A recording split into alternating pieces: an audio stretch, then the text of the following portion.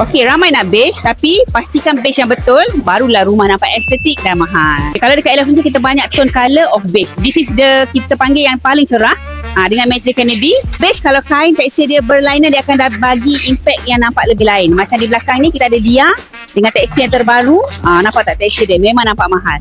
Kalau yang belakang ni pula Lauren, okey, yang ini more to velvet. So cream colour, beige to cream colour. And kat belakang ni masih lagi material Kennedy.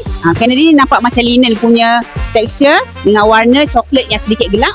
Yang belakang ni pula yang special adalah Italian fabric. Memang nampak wow Italian ni. Ini kain khas daripada Itali. Sedikit mahal tapi bukanlah easy clean, cat friendly. Tapi cantik lah, nampak tak? Wow gitu.